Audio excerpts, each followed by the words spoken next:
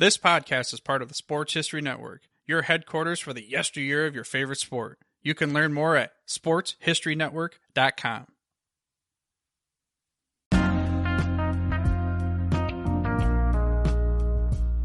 All right, everyone. Welcome back to the Football Odyssey. This is your host, Aaron Harris. And joining me today is Oz Davis. Oz is the host of Truly the GOATs, a podcast that redefines the term greatest of all time, and in a former life, he was a film critic. And we welcome him on today's show to discuss our triple feature of Super Bowl disaster thrillers. The films include 2 Minute Warning from 1976, Black Sunday from 1977, and Superdome from 1978. I think we got a good show and a good conversation for you guys. So without further ado, sit back and enjoy the show. Before we go deeper into the movies, just ask a question about your podcast, Truly the GOATs. Do you want to give the audience a little bit of a background about how you started that and kind of what your moves are now with it, what you are working towards? Sure. Truly the GOATs is, in a lot of ways, it's kind of the culmination of my work and my interests in my professional career. You know, in my career, I've done a lot of sports writing, a lot of sports podcasting. I was a movie reviewer pretty much full time for 4 years, and then specialized in sports movie reviews on a podcast I did in the teens. So way back, actually, a very, very early podcast on the landscape. But Truly the GOATs is basically about this. I find it really annoying, fascinating, distracting, many adjectives. This sort of tendency that we have both in broadcasting, online, and just in everyday life, where when something happens in sports, we immediately have to refer to it as the greatest of all time.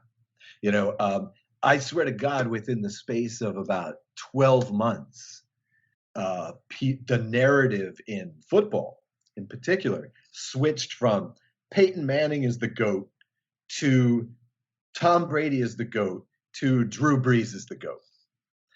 And basically, Truly the GOATs is about, folks, let's have some perspective. I mean, all time, we realize now that the NFL itself is 100 years old, right? Mm-hmm. It's not as though you can, by definition, you can't have a GOAT every Sunday. You know, it's just, let's have some perspective. Let's stand back and look through history at some of this stuff. The other thing is this too, and this was really the thing that triggered all this sort of thinking about 10 or 11 years ago, is that, okay, I was watching this ball game with the Yankees, and they were referring to this left-handed relief pitcher as the greatest left-handed reliever of all time, right? And I was just like, wow. I mean, how long have closers existed? You know? And I would always make the joke, oh yeah, no, I heard in the Roman Empire there were some great relief pitchers. You know, it's like, let's have some perspective. Humans have been playing organized, complex ball sports now for 5,000, 6,000 years. Mm-hmm. Okay? Let's not tee off and navel gaze, which is really what I think this is. It's really navel gazing, and it's about clickbaiting. You know, 100%. It's about give me your attention because I'm making this outrageous statement, and everybody get on board. You know, so that's what the podcast is about. Now, it's about athletes, great athletes. I try and do crossover athletes when possible. So guys like Jim Thorpe, Babe Didrikson, or just guys who totally dominate their sport. Such as Ryden, the sumo wrestler, or, you know, Angelo Mosca for the CFL. Just totally dominant forces. And I also like to explore the sport itself and the culture that player lived in and played in. Well, it's good that you want to give that perspective too, because even if we're just talking about like football, right? I mean, a tailback's responsibility in the 1930s and 40s was completely different than what it was in the 60s and 70s, and it's completely different than what it is today. So it's like, Sure. how can you really define what the greatest of all time is when you have such a different skill set required to thrive in the game of your era? Right, right, right. Especially with games like football and to a large extent, not nearly as much, basketball. Hmm. The rules change year to year, you know, and so you can't really compare. Another one is just track and field events. You know, people are just getting faster. You know, the Hmm. training is better. They scope these guys out at younger ages and these women at younger ages. You know, same goes with gymnastics and stuff like that. They're just better athletes. But something like baseball, something like cricket, I believe is infinitely comparable through the eras. I mean, probably because somebody else on another podcast pointed this out to me, probably because there's so many stats. You know, you Right. can really break it down and really just, level the playing field, sort of, if you want to, do the goat comparisons or whatnot. But yeah, there is that element to it as well. But again, I always try and look at the dominance factor. You know, it doesn't matter if Jim Thorpe ran the mile in 5 minutes or whatever silly number it was. It doesn't matter. The truth is, he won the decathlon and pentathlon at the same Olympics. Right. That's domination. Hmm. It doesn't matter like if he would finish last today. It doesn't matter if he would get beaten by that dog that ran onto the track last week at some race. It doesn't matter if that dog is faster than him. He crushed everybody in his time period. So that's what true One endurance is really about. Well, plus too, if a lot of those people were today, they would have the same access to the training and Right. the full time luxury too. So I would have no reason to believe that they couldn't keep up with the trends that Right. athletics goes towards. Oh, absolutely. I mean, can you imagine Babe Ruth with training and steroids? Jesus. I mean, what, 75 home runs? I Yeah. mean, right-handed? I mean, come on. I mean, it's like, yeah, it's just especially in a sport like baseball or cricket, where so many of the skills are these abstract reflex kind of things. You Right. know how like in baseball, well, not so much these days, but back in the day, back in the 80s and 90s and whatever, and before that, you could have any body type and play baseball. You could be a big fat guy like John Kruk or Louis Tiant and play baseball. Because it depends on these weird abstract skills and these reflexes and brain stuff. That something like weightlifting does Yeah. not, just doesn't require that. So And now, what about your transition as a film critic? How did that come about? wow. Okay. Well, I got into newspapers in the early 90s. And, but soon thereafter, I graduated university and went to Europe, went to go live in Europe and got with a paper there called Budapest Week. And the short of it is that, I was the arts guy. I was the arts editor fairly from the go. As soon as I arrived in Hungary, in Budapest, this kind of the old regime at the paper was moving out. And so, we were bringing in a whole new team and whatnot. So I was pretty much the art editor from the go. And my bread and butter was movie reviews because, wow, it was a really interesting time at that time. For expatriates and for the people themselves. This is post Berlin Wall. We're sort of adapting. We're bringing in like all this cultural stuff, all this capitalistic stuff, and the movie scene was pretty hot. I Mhm. mean, as far as bringing in European films, American films, British films, not so much the Hungarian film industry itself, because they were still having to rebuild, from having total government support to figuring out the channels to get money. But for other countries' movies, it was great. Now, the crazy thing is, it wasn't like nowadays where a film would get released all over the world on the same day, these blockbuster films or whatever. The way they had to do it in those days is they had to pick their movies pretty much at the beginning of every like half year. They had to Okay. pick what they could afford. So when Titanic hit Hungary, for example, or when they knew it was coming, you got like What's Eating Gilbert Grape for the first time. And you got like Man in the Iron Mask, because they were prepping you for Titanic. They're bringing on all the DiCaprio films, right? So later on, you can catch them in. So you got this weird mix of 90s films from America and contemporary stuff from Europe. And I got quite a knack for being controversial because, David's first law of aesthetics is that, 90% of everything is crap. And it is, really. I mean, a lot of Hollywood movies are bad. A lot of British movies are bad. A lot of European movies are bad. And it's just people have a hard time kind of admitting that, because they spent money on it and they're like, it's good for what it was, to which my answer is, it's a movie. That's what it was. Now, was it a good movie? And so I got kind of a knack for being controversial on doing that. Now, when I came back to the States with another newspaper gig, I kind of shifted over to news. I was doing a lot of politics stuff in those days. Albuquerque is not a great sports town outside of the university. So, I wasn't doing much sports writing in those days. And but later on, I returned to Hungary, started a podcast with a friend of mine working in Germany on international basketball. But at the end of every show, we did a sports film review. So that was another way for me to get back into film reviews. Still to this day, every once in a while, I'll go to a movie and go, damn, I wish I were a film critic.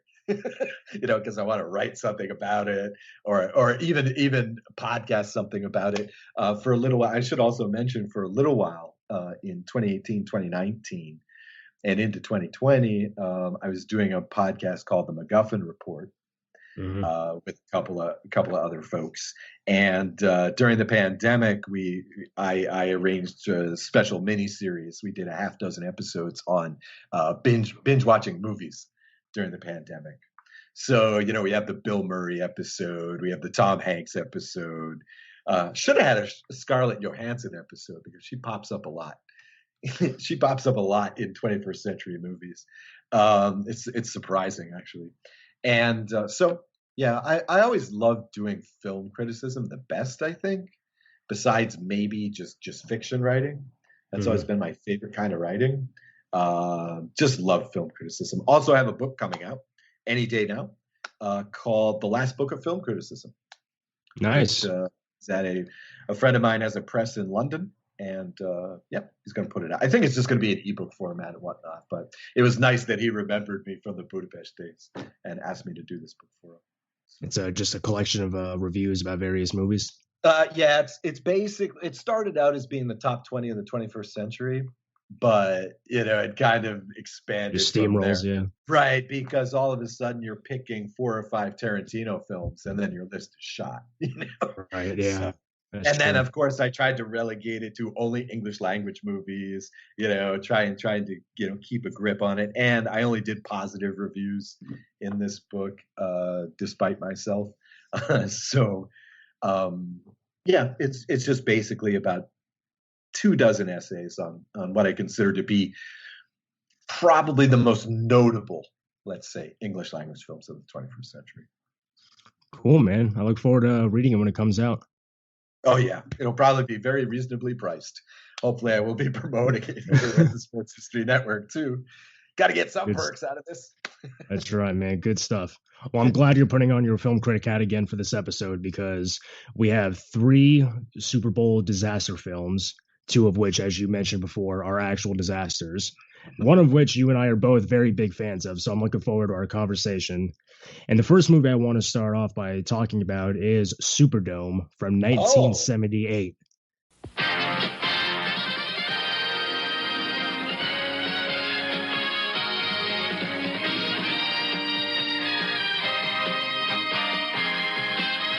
ABC. Monday.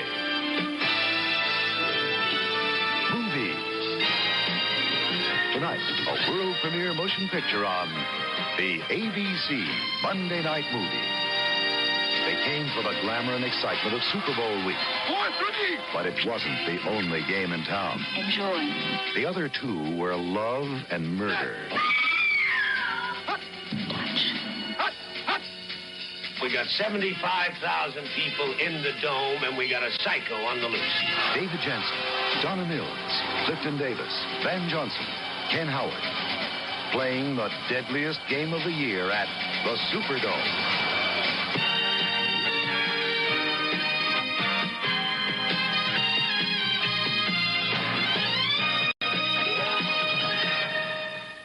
Okay, you're gonna go backwards. Okay. Yeah, I think we should go in the order by which we both think these are probably worst to best, I would say. So we're going bad to good. Okay.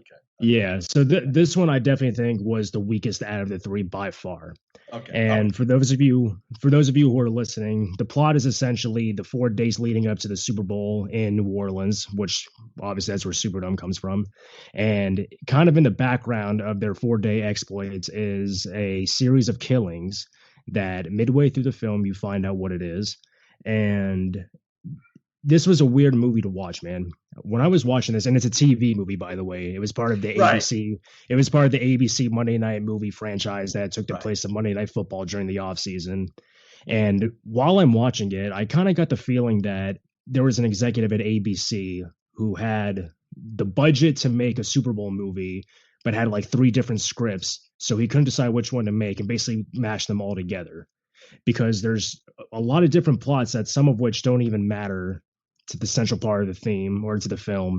And then there's parts of the movie that they try to connect through the most ridiculous ways. What did you get a sense from it? Okay. Well, here's the thing. I had seen this movie before, right? And I couldn't figure out when or where or how, right? Because again, it's a TV movie.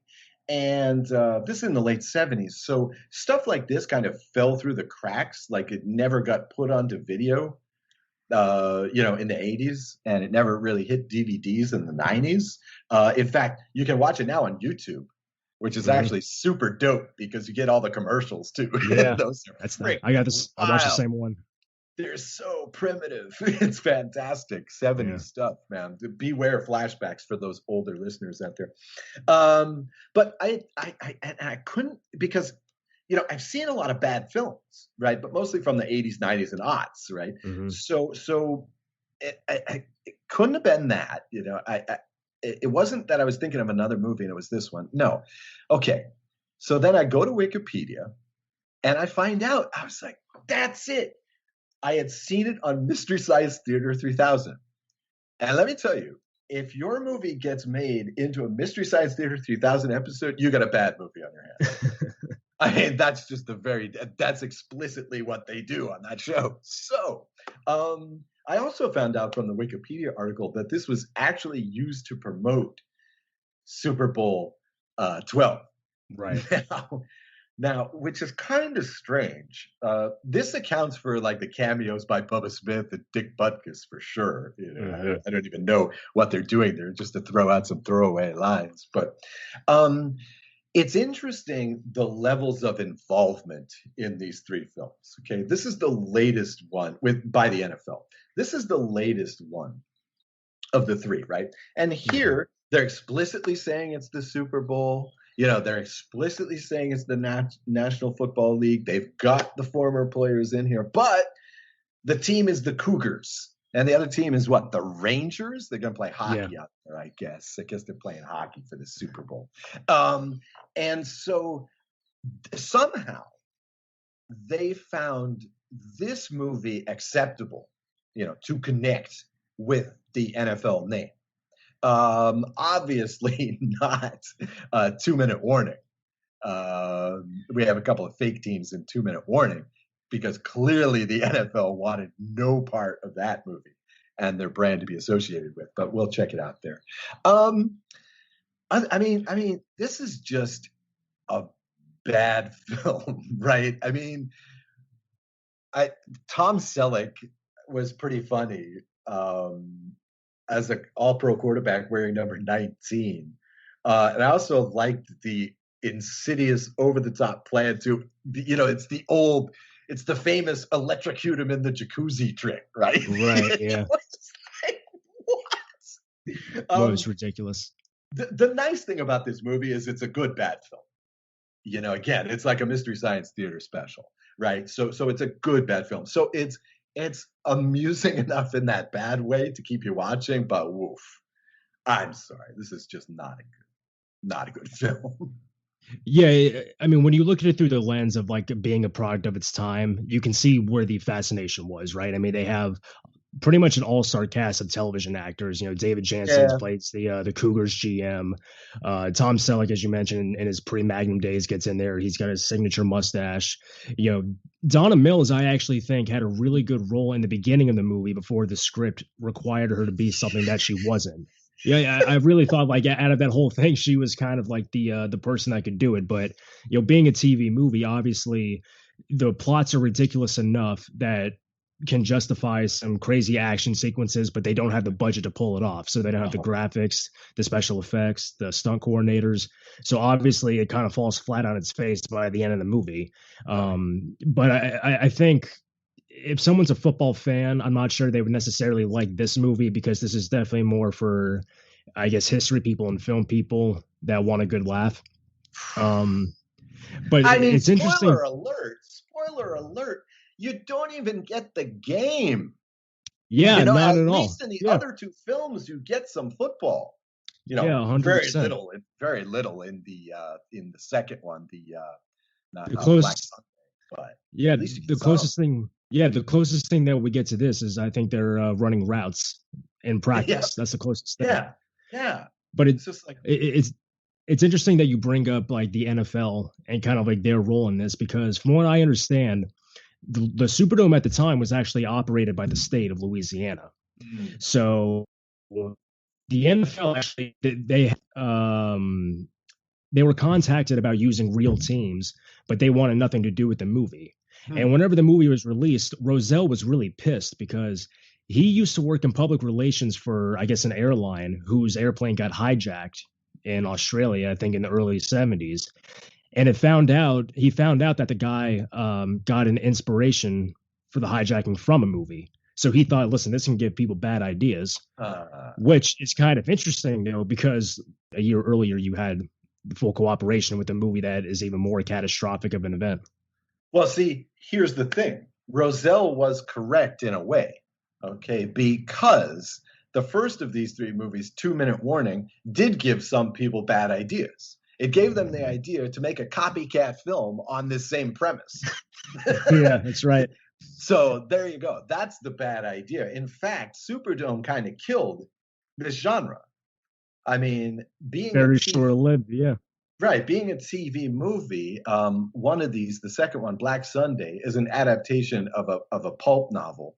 In the 70s, you had a run of these very trendy pulp novels like The Godfather and Jaws and stuff like this that soon got turned into movies. Okay, and then you have 2 Minute Warning, which is an original script, right? So it's well, actually, that's also based off a pulp novel as well, too. Oh, is it? Okay. Yeah. That I did not know, but that seemed like a script written, to be a movie. It's like this is the failing of that second movie of Black Sunday, is that it's obviously a novel adapted, and you just can't do certain things. So, but with Superdome, it's evidence that this genre has run its course.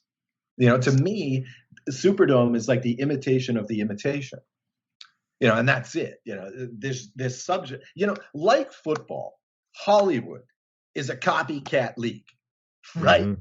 It's like when you get a Titanic, you get the Disaster at Sea movie, you get the Perfect Storm, you get the ripoff movies of Titanic, right? Same thing here.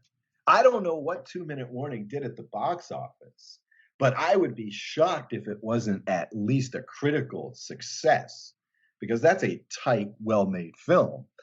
And so, the other studios, the Burbank studios go, hey, we need to make this film. Yeah, absolutely. I mean, definitely it definitely felt like this was sort of like the last pitch effort to try to make that genre something, because I think you can kind of see the progression. Like if you go from theatrical films that touch on the subject matter and then you have to move to TV, I think you can see there's a decline in the interest just from there. Right. And it was fun. And to go off that point about the imitation, John Keyworth, he actually got a death threat, which the NFL had that prior to it, but because this movie had just come out, a lot of press they were asking Roselle, like, do you think this has anything to do with the film? And he didn't want to attribute it directly to it, but he said, this is why I think it could be sort of inspiration. You know, the suggestion can be very powerful from a movie like this. So it is kind of interesting to see. Yeah. I guess, the 70s was, like I keep saying, the 70s was a weird decade. It really was. I mean, seriously, very violent decade. This was the decade of serial killers in the U.S. You had stuff like Summer Sam, and I talk about this a lot too. You go back and you look at any sport from the 70s, it's violent. The hockey is harder, the football is harder, the baseball is harder. Cricket is fierce. It's just a violent decade, really. At least in American and European culture, Western European culture. Just very violent seeming decade was the 70s. Yeah, that definitely fit the bill for like the new Hollywood era from like the late 60s all the way up into like really early 80s. Yeah, most definitely. Yeah. Okay, so our next movie that we're going to discuss is from 1977, and that is John Frankenheimer's Black Sunday. We found Dahlia Iyad. You sure? Positively identified in a Miami hotel last night. The day we set the big one off, we're only going to be 100 feet off the ground, right over the 50-yard line. Now look at this. That means 222,000 darts in the kill zone for 80,000 people. The National Football League welcomes you to Miami's Orange Bowl in the championship of professional football. What exactly is this Super Bowl? Are you out of your mind? Pat Summerall with Tom Brookshire. And Tom, you can feel the pressure building up all week. So here we go. Super Bowl is underway.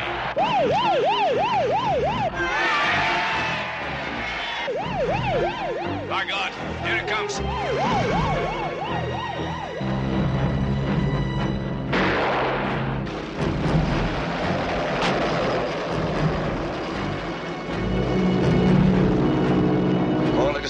Corley to stadium. Signal red alert. Get the president out of the stadium. All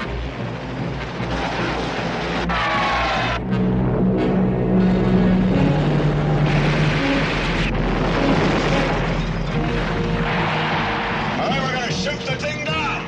You can't shoot it down. It's filled with helium. We are going to kill the pilot. If anything happens to me, you use this on the backup fuse.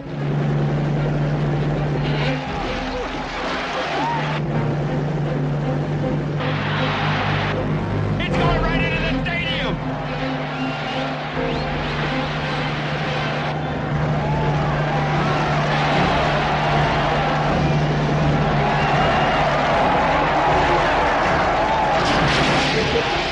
There's a bomb on the way. Black Sunday. It could be tomorrow.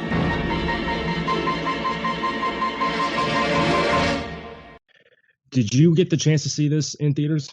Oh no. See, again, like I'm about 9 or 10 at this point. Gotcha. So no. You don't know. I had never seen it before. This week. You've never seen this before? Nope. So what was your initial reaction? Actually, tell everyone like a brief synopsis of what it's about if they haven't seen it, and then kind of give us your take after you watch it for the first time. Okay.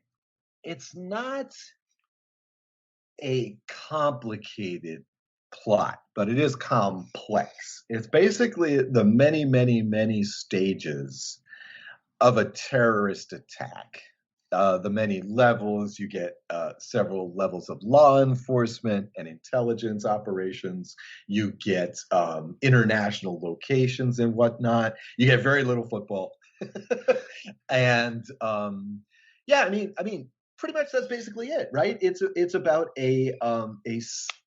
I guess at center, we can say, is Bruce Dern playing Nicolas Cage. I swear to God that Nicolas Cage learned everything in acting from this movie, from Bruce Dern in this movie, because he looks and acts just like Nicolas Cage, who was, I guess, a prisoner of war in Vietnam, was tortured extensively, is really messed up about it now, and has PTSD, the whole works, and works as the blimp operator.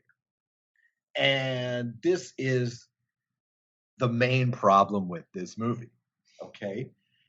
This movie for me was proof that marketing has been killing films even before Star Wars.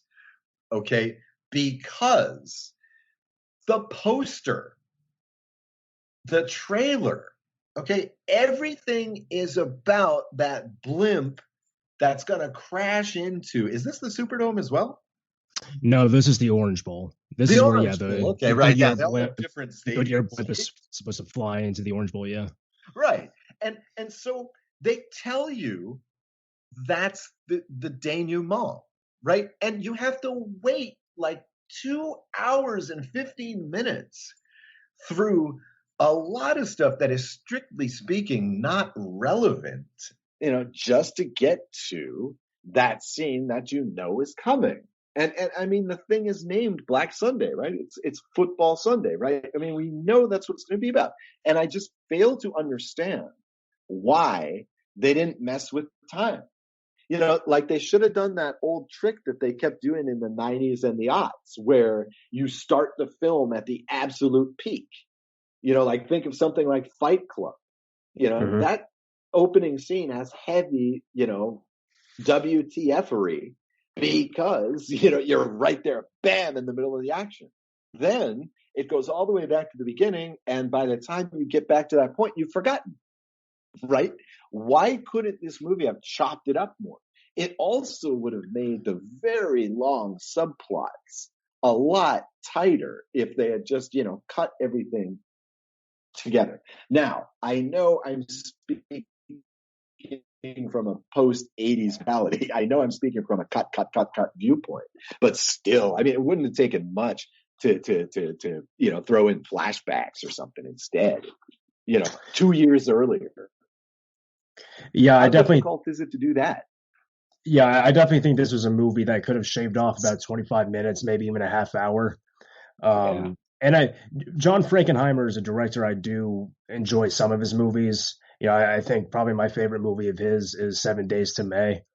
And this one I would probably say is more middle of the road than some of his other movies, but I do agree that it was so long in length that midway through the movie I was really losing interest. And the only thing that really kept me to the end, frankly, was the fact that it was going to be played that they were going to have a scene at the Super Bowl. But I got to tell you, once they actually got to the Super Bowl, I was completely engrossed in it. I mean, I got to the point. I got to the point that I really didn't even care what the outcome of the event would be, or I even forgot at one point that there was a terrorist attack. If it wasn't for if it wasn't for the scenes with the Goodyear blimp intercut with the game between Pittsburgh and Dallas in Super Bowl 10, I was watching a thriller movie, and it was really like this wasn't Frankenheimer's intention, I'm sure, but the cinematography for the football scenes were really beautiful. I mean, they were very clear. It shows the difference between and NFL films does a magnificent job back in those days, especially. But it's different watching, what they shoot on, I think, 16 millimeter as opposed to shooting on Panavision with 35 millimeter. I mean, they just got so close to the players. I mean, you see, if you watch like the broadcast version of the game and then you watch like the scenes that are pulled from the film, it just looks so beautiful. I mean, I'd be curious to see. I really wish after watching that John Frankenheimer would have directed a full football movie. Yeah, I mean, geez, look, if the name, I'm one of those guys who thinks that, especially in movies and books, titles mean things. Okay. Mm-hmm. So the movie is ostensibly about Black Sunday. Why was that game not the star of the film? Right. Why did not start with that point? One of the things that was clever about, it was 2 Minute Warning. One of the things that was clever about 2 Minute Warning is, how does it begin? It begins with that aerial shot of the Coliseum, right? Mm-hmm. How does it end? It ends with the aerial shot of the Coliseum at night. Right. That's like, that says, okay, the setting of this thing is a football game. Black Sunday, they promise you the football game, and again, they don't deliver on it until the end. This is a failing of the marketing of the film, whatever. Now, I suppose what they're banking on is that everybody read the book already. Okay. Right. But if Steven Spielberg had that mentality, right? I mean, Jaws would have been one of the least scary films of all time. He worked hard to make that a movie, right? And I guess this one is just a product of, nobody wanted to edit the thing. Everybody was afraid to tell the director, it's a bit long. I know the book is 500 pages, but still.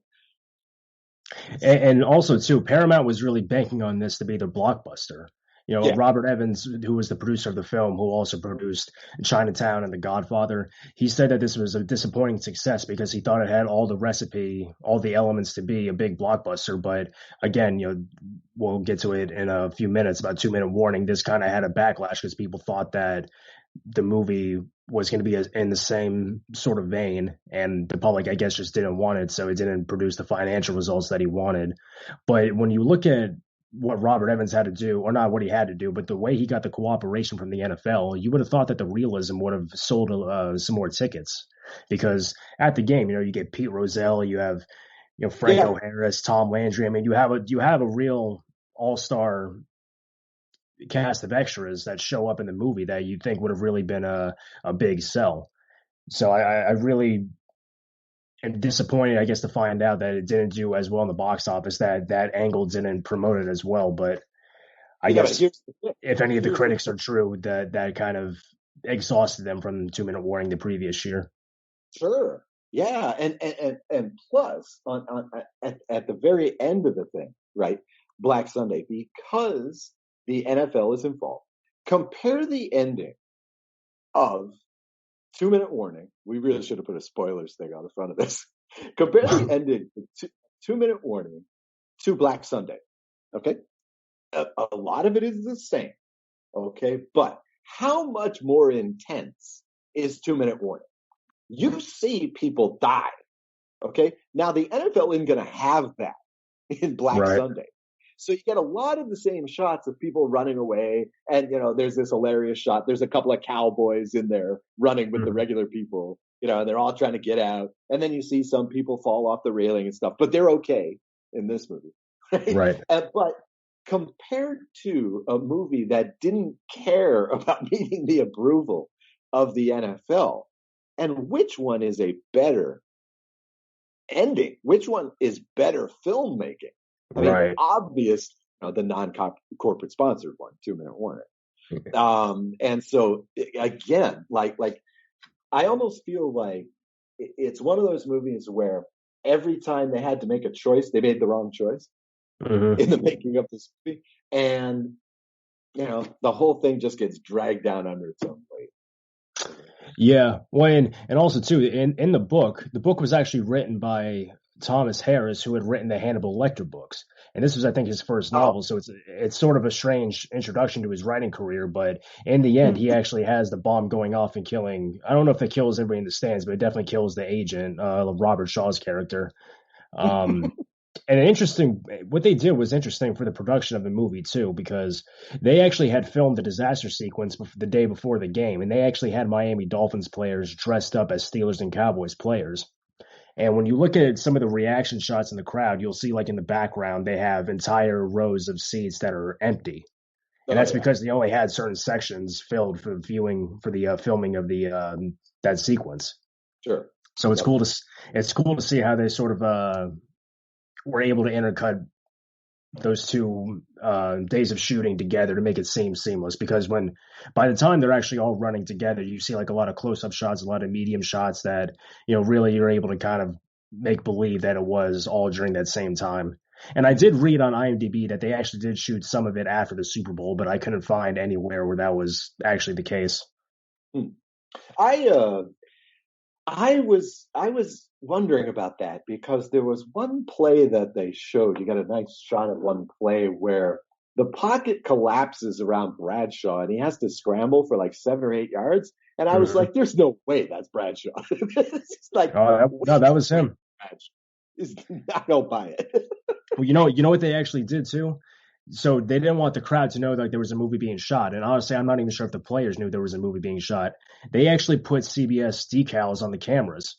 So everybody just thought so everybody just thought they were part of the television crew. The cameo appearances alone, I think, are enough for any football fan to want to watch it. I mean, you might want to, and in some cases, fast forward through the movie, but I definitely think if you want to get to the last 40 minutes to see the football action, you'll see like how beautifully choreographed and sequenced it is. Yeah, as opposed to the long drawn out, we've got to get control of this blimp thing that's intercut with it. Right. It's just, oh, Jesus. Definitely. And then how long at the very end of the movie, right? The final shot of the movie, again, like I thought this was supposed to be about football and terrorism at a football game, right? So the last shot of the movie is the helicopter's flying away with the dude still dangling from the rope. And I'm just like, what? Is he going to, take a tour of the coastline or what? Yeah. It's just like, check out South Beach. Yeah. Yeah. I mean, it's kind of a great shot, but it also kind of makes zero sense. Right. It's just like, who is this guy? Superman? No, he's Batman. He's Batman, right? That's right. Yeah. I mean, come on. All right. So for our last film, and it's the one that we all have been alluding to and that we both really love, is 2 Minute Warning.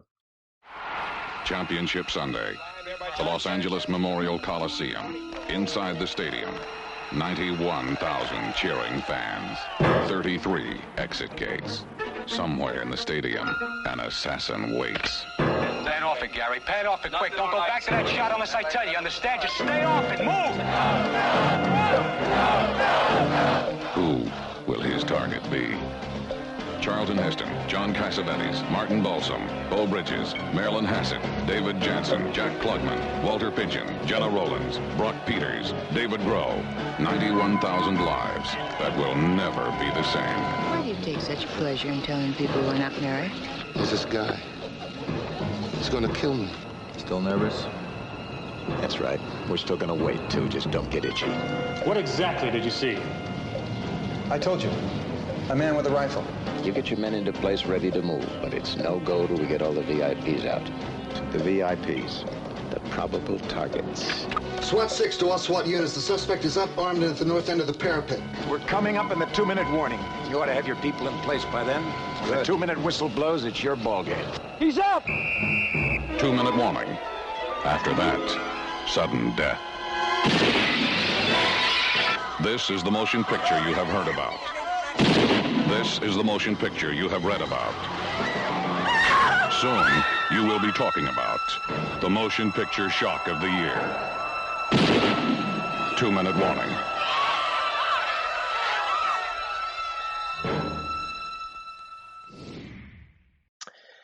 So my initial reaction after watching it was, I was kind of expecting this to be a Pelham 1, 2, 3 chase type of movie, or at the very least a whodunit. But instead, it was like a lot more like a Robert Altman-esque ensemble movie. Yes. Charles Heston, he gets the top billing in the movie, but he's absent for long stretches of the film. And I think that's actually a good thing because it gives the audience the chance to follow like the various spectators that are all driving towards the stadium. And that really kind of adds to the shocking ending, I think. And some of the supporting characters are a little out of place. Like I think Walter Pidgeon as the pickpocket doesn't really have much to offer in the movie. But I think it's a really good example of a script that can juggle multiple storylines. And I think it's an example of a movie that looks like it should be for TV, but because it's under the right direction and the right producers in the cast, that it actually works well on the big screen. Yeah, it was just, I mean, one thing I look for in a movie is like how self-conscious is the movie, right? Mm-hmm. Like again, like you see it in Black Sunday, they have to pull some punches because they've got the NFL backing them, right? They've got the NFL providing the logos and stuff and whatnot, giving them the blessing, so to speak, right? But this film doesn't need to be self-conscious about anything, right? We've got fake teams in there. Actually, I thought it was pretty interesting because in the championship 10, Baltimore is a 2-point favorite against Los Angeles. And since they're both wearing red, I figure it's probably the Baltimore Stars versus the LA Express, right? And Baltimore even has a star. So it's like, this is a USFL game in the 70s. Fantastic. So, but I like this because it was like you said, it's a pastiche film, right? It's an Altman film, but it's not gratuitous about it. You know, for the whole movie, there are certain expectations that you have, right? The whole thing is this kick about a sniper, right? There's a sniper at the championship 10, right? And the whole plot revolves around that. Meanwhile, you've got like a good 8 or 9 subplots going on, including one with Joe Cap. Yeah. Joe Cap, right? Ex-CFL star, ex-Rose Bowl quarterback. Fantastic. And quarterback for the Vikings in Super Bowl 4.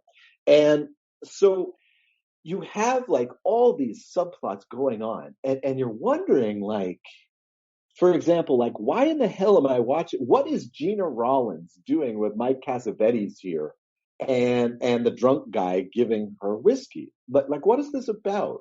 Like, what is Jack Klugman doing here other than, trying not to do Oscar Madison again, which is really what it's doing, except with more swearing. But, what are these characters about? And yet at the end, it's brilliant because you understand why. You understand first, like, why the gunman is there, kind of, right? That totally goes against your expectations. And you get it. You get why we've spent so much time with these characters, right? Because, I mean, basically, the answer is because you get to see what happens to normal people in a crisis situation. Right. It would be like, I almost feel like if this had been attempted by another director, the whole thing would have been about the cops, right? The whole thing would have been about Heston and is Jansen the other cop? David Jansen? No, it's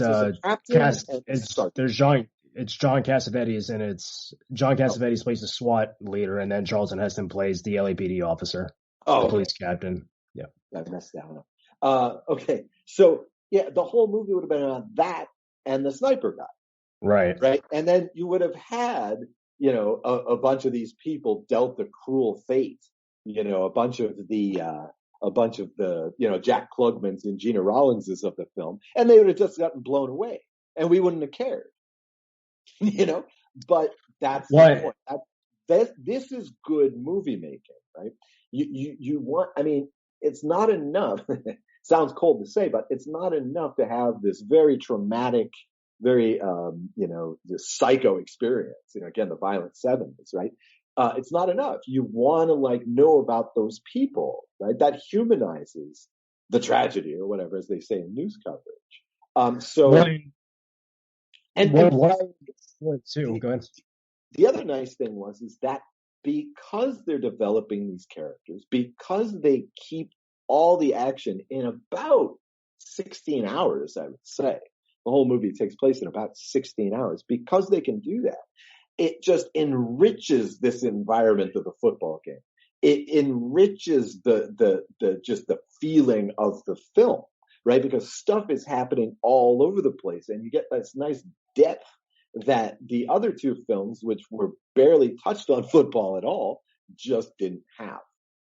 Yeah, well, and it's good in this movie, and this kind of falls in line, I think, with other action thrillers of that same time, kind of like Charlie Varick or The Friends of Eddie Coyle, where you'll start off with some sort of crime, right? I mean, this movie starts off with a sniper testing out his rifle on just a random person. Yeah.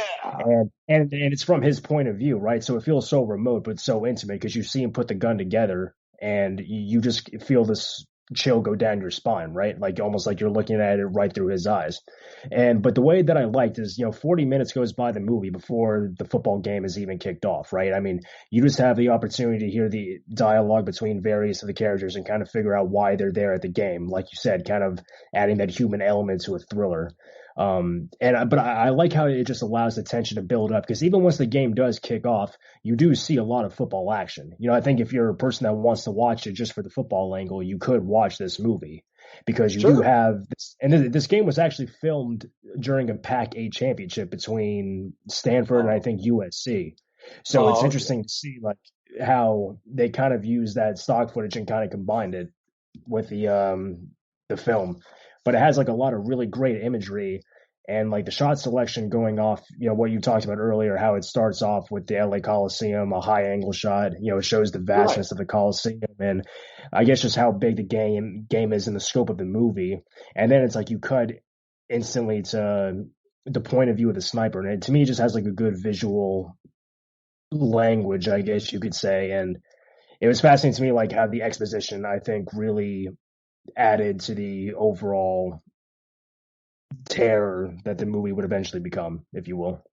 Yeah, I mean, you just talked about the opening with the sniper, this long sequence of the point of view sequence with the sniper. Think about what happens in just like the first 5 or 6 minutes of this film, right? You get the Coliseum shots, you get the credit. Then you get the sniper doing the whole like, I know this guy is coming by here, so here I'm going to pick him off right now. Right after that, you get some cops settling a domestic dispute with tear gas. Mm-hmm. Yeah, that's right. And pretty soon thereafter, Charlton Heston is going, why in the hell did this guy take out a botany professor at Stanford or UCLA or whatever it was, right? Mm. Why this guy? And the great thing about this script is we forget. Because if we think about that, we'll realize what that sniper is actually there to do. Right. It's wild. I mean, this is just good script writing. It just doesn't let you up. You were just saying, yeah, it's 40 minutes before we get the actual game. But, do you notice it? I mean, this thing grabs your attention from the go, and it's going through these characters so efficiently and tightly. And, you get all the stuff in the TV booth as well, which I thought was really interesting. Yeah. That's always fast moving anyway, right? Because these guys are, looking at 20 cameras at the same time and calling shots literally. So, that's always fast. And it's just, the pacing is just fan-frickin-tastic, especially since we live in an age of Netflix and Amazon Prime movies that have no sense of timing whatsoever, that have no sense of pacing at all. And then you look at a film like this, it's just bam, bam, bam, bam, never let you go. It's over? Damn. Well, I miss this kind of movie. Well, I think it kind of shows where the attention span is at, because like we said earlier, when you start an action movie off in the 70s with a crime, and then you have the middle of the film to really build up, and then you go back to the action, whereas now it has to be action, action, action. Maybe you have like a couple slow scenes in between. You kind of see how the audience has progressed. Back then it was just as much of the human element or the story element as it was to good choreography, good action sequences. And it's very rare that you find anything like that today. I mean, the closest movie I could think in some semblance was Drive with Ryan Gosling. A movie like that, I think, had a sort of similar pacing and structure to it that I don't think you're going to see out of a lot of action movies today. Mm-hmm. Yeah. And I'm curious about your take on this, because whenever I was reading the reviews, this movie wasn't well received when it came out. Roger Ebert absolutely hated the movie. He was disturbed by the nihilistic violence, and he didn't like how the gunman was pretty much anonymous. He thought that it was kind of eerily put into the movie.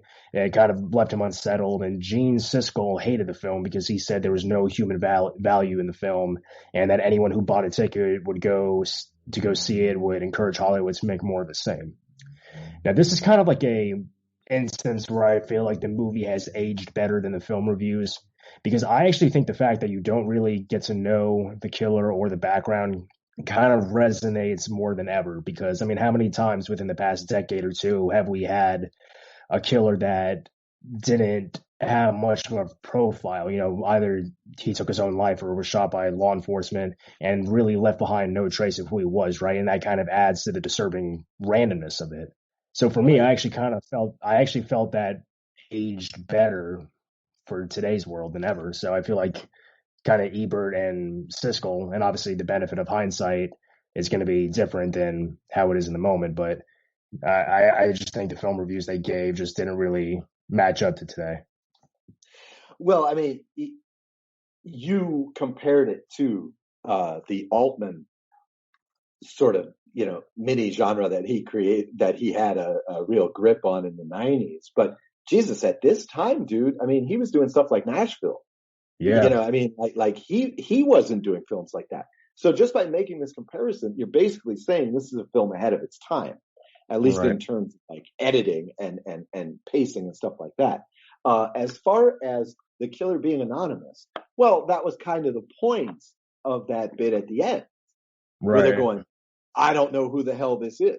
Well, you're going to in the next few days. See, again, the film is not about, the killing or whatever. It's about the act at the football game. Yeah. And if you don't need to know the identity, I don't believe that you should do it. Why? What's the point? I mean, that's, realistic, let's say, because that's what would really happen in real life, let's say, is it's a nobody. And then all of a sudden after it happens, everybody knows about it. Right. That's completely with it. As far as this movie lacking humanity, well, I don't know. I don't really agree. I hate to go against my main men, but I don't really agree. I guess on the other hand, you could look at this film in terms of its characters as kind of like Do the Right Thing, where it's very allegorical. I mean, you could look at it that way, like the cops are just the cops. The Jack Klugman character is just the guy with a gambling problem. Right. I mean, you could do it that way. Because, I mean, it's not like Klugman gets 30 minutes of screen time. I mean, he probably gets about 10 or 12.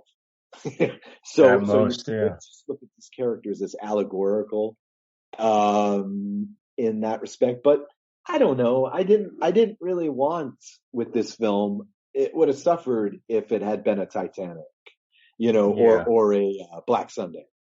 If it was a procedural or just a straight up disaster film, I don't think it would have resonated with me as much. I'm definitely glad they went more towards the expository route than that they did the investigative one, I should say. Yeah.